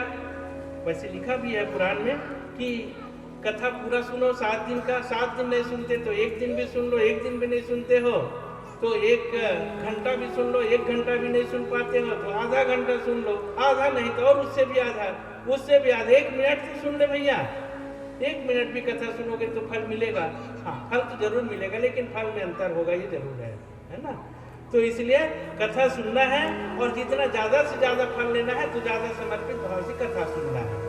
तो इसके लिए नियम बताया गया है। वैसे कथा सुनने वालों को चाहिए कि क्योंकि बैठना पड़ता है तो बैठने में नींद ना आ जाए, है ना। सबसे बड़ी बाधा होती है कथा सुनने में नींद, आलस्यता, शरीर नहीं चलेगा तो आलस्यता आने लगती है। तो उससे बचने के लिए अपने भोजन को नियंत्रित करना होता है प्रेमियों। इसीलिए भोजन का एक नियम बनाया गया है कि भोजन ऐसा भोजन करें जो गरिष्ठ ना हो, शरीर में किसी प्रकार कष्ट ना हो आपको, और कहीं तो कहा गया है कि बिल्कुल निराहार, जैसे प्रेत ने सुना बिल्कुल निराहार निर्जल रह करके कथा सुनो, तो ये संभव नहीं है आज के समय में, हम कोई नहीं कर सकेंगे। इसलिए निर्जल रहने के बारे में मत सोचिएगा, आप लोग भी मत सोचना। उसके बाद निराहार 1 दिन की बात है तो रह जाओगे, मैं कह भी दूंगा कि 1 दिन है भाई रह लो, चलो सुन लो ऐसा करके, लेकिन 7 दिन रहना है तो मैं खुद कहता हूँ मत रहना कोई भी, है ना, क्योंकि शरीर को कष्ट होगा ही आपका, और उसके बाद कथा में मन कहाँ लगेगा फिर। उसके बाद एक बार आहार करके भी रहा जा, फलाहार लेकर के रहा जा सकता है, फलाहार ले सकते हो। फलाहार से भी नहीं हो सकता है तो 1 बार आहार ले सकते हो। 1 बार भी आहार लेके जो नहीं रह सकता तो 2 बार आहार ले लो भैया, चलो जैसा चाहो वैसा कर लो। तो 2 बार भी आहार लेते हो तो मैं यही कहूँगा कि ऐसा आहार लेना जिसमें किसी प्रकार से काम, क्रोध, लोभ, मद, मोह, मत्सर आदि ना बढ़ने पाए, बहुत सादा भोजन हो। उसके लिए निहित किया गया है कि जैसे पुराने समय में कहा जाता था प्रेमियों कि मूंग दाल की मिली हुई खिचड़ी बनाई जाए तो उससे आलस्यता नहीं होती है और शरीर चलता भी है ना। अरहर की दाल जो है उसमें सुस्ती आती है क्योंकि प्रोटीन की मात्रा ज़्यादा मिलती है शरीर को, इसलिए पचाने में ताकत चाहिए और वो नहीं पचता है तो सुस्ती आती है। तो इसलिए मूंग की दाल और खिचड़ी खाना चाहिए, उबली हुई सब्जियां खानी चाहिए। ऐसा खा के जो रहे तो बहुत अच्छे से आनंद से बैठ सकता है, ऐसा कहा गया है ना। हाँ, मैं यहाँ पर किसी को बाध्य नहीं करूँगा, बाध्य ना करते हुए मैं कहूँगा कि यथा उचित जो आप लोगों को बन सके वैसा करना है। हाँ, लेकिन जो कथा सुनने वाले हैं वो समय पर आए और कथा सुने। उसके अलावा भी कथा सुनने में हो सकता है आप लोग आए कि ना आए, बैठ पाए ना बैठ पाए, तो इसीलिए एक नियम बन गया है प्रेमियों पुराने समय से कि एक तो श्रोताओं को तो बांध करके रख दिया जाता है ना। सुनने वाला तो कोई न कोई रहना चाहिए, कथा किसको सुनाओगे आखिर, कोई नहीं रहेगा तो इसीलिए हमारे खरे साहब जो है बधा गए बिल्कुल यहाँ पर, और इनको तो बैठना ही पड़ेगा। बाकी सब भले आओ मत आओ, लेकिन इनको तो बैठना ही पड़ेगा यहाँ पर, है ना। तो बैठ के कथा सुनना ही है। और नियमतः सुबह हमारे जो निर्धारित समय के अनुसार सुबह 8 से 9 बजे के बीच में सब पूजन होने के बाद यहाँ पर 9 बजे से पारायण चलेगा, श्लोक का पाठ होगा। उस समय भी आके बैठना है, जितने लोग चाहें सुन सकते हैं। और उसके बाद फिर दोपहर में 1 घंटे का विश्राम होने के बाद फिर 2 बजे से पुनः फिर कथा प्रवचन का समय रहेगा।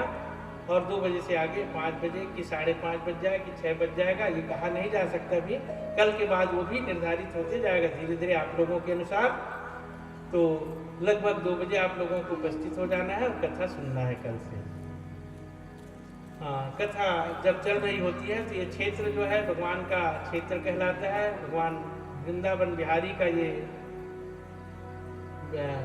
भ्रमण करने का क्षेत्र है, यानी ये स्वयं ही वृंदावन बन जाता है। ये तो वृंदावन क्षेत्र में यदि है हम, तो हमें चाहिए प्रेमियों कि अपने घरों में दीपक जलाएं, घरों की साफ सफाई बिल्कुल रखें, प्रतिदिन कम से कम सुबह और शाम भगवान के नाम का संकीर्तन करें। वैसे तो कई जगहों में होता है कि गांव में गलियों में घूम करके संकीर्तन करो, ऐसा कहा जाता है। ये ना हो सके तो अपने अपने घरों में तो हम कर सकते हैं, 5 मिनट के लिए संकीर्तन करना चाहिए। सुबह सुबह दीप जलनी चाहिए दरवाजे में। इसका कारण क्या होगा, तो जैसे कथा सुनने के लिए आए हैं, है ना, आए हैं, बैठे हैं, सुनेंगे, चले जाएंगे अपने घर। कहीं कहीं जैसे आयोजन होता है, बाहर के लोग आए हैं, मान लीजिए आयोजन है इतना बड़ा, बाहर के लोग आए हुए हैं, आएंगे यहाँ रुकेंगे तो कथा सुन ले, कथा सुने तब उसके बाद उनका कोई काम नहीं है। जो यहीं के रहने वाले उनका तो काम है, तो अपने घर के काम करेंगे। जो बाहर से आए हैं उनके लिए कोई काम नहीं रहता, तब क्या करते हैं ऐसे में समय बिताना। अरे चलो भैया थोड़े से इधर उधर घूम के आते हैं, देख के आते हैं, यहाँ के ये गली को देखेंगे, आज ये गली को देखेंगे, आज उसको देखेंगे, देखने जाते हैं सब, है ना, नए जगह है, ऐसा करके बाहर से आए हैं इसलिए। तो वैसे सब देवता लोगों को तो बुला लिए हम लोग, सब देवता लोग आए हैं यहाँ बैठे हैं, और वो दिन भर तो यहाँ कथा सुनेंगे। शाम होती है तो अपन विश्राम किए, सुबह 4 बजे उठ जाते हैं देवता लोग, और उन लोग भ्रमण करते हैं पूरे आसपास में। तो जिसके घर में गए देवता लोग और उनका यदि मान सम्मान नहीं हुआ, उनको दिया जलते हुए ना दिखे, चौक पूरे हुए ना दिखे, तो उनको थोड़ा सा असुविधा महसूस होती है। इसलिए देवताओं को प्रसन्न करने के लिए हमें करना चाहिए, ऐसा कहा गया है। ये हमारे शास्त्रों का आदेश है। तो जब कभी भी भागवत कथा, पुराण और ऐसा यज्ञ का आयोजन होता है, तो घरों में साफ सफाई, दरवाजे में बिल्कुल रखें, प्रतिदिन सुबह से दिया जलाएं और भगवान के राम नाम का कीर्तन अवश्य करें। बोलिए वृंदावन बिहारी लाल की जय। बोलो श्री राम जय राम जय जय राम। बोलो श्री राम जय राम जय जय राम। बोलो श्री राम जय राम जय जय राम। बोलो श्री राम जय राम जय जय राम। बोलो श्री राम जय राम जय जय राम। बोलो श्री राम जय राम जय जय राम। बोलिए वृंदावन बिहारी लाल की जय। आज आप लोगों का समय बहुत ज़्यादा हो गया है, इसलिए मैं संक्षिप्त रूप देते हुए यहाँ पर कथा को विराम देना चाहता हूँ। एक बार आरती करें भगवान की, और आरती करके यदि प्रसाद संभव हो तो प्रसाद वितरण कर सकते हैं।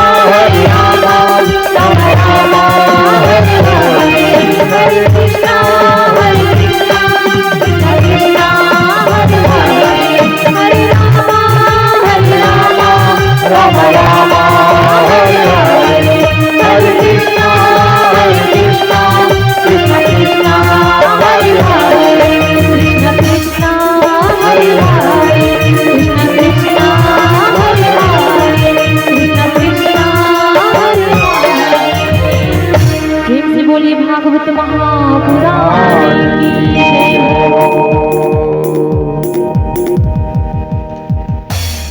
अपने स्थान में 3 बार परिक्रमा करो। ओम यानि तानि कृपापाणि जन्मान्तरं प्रदक्षिणामारते प्रतिगृहीतां शमानितं समर्पयामहि।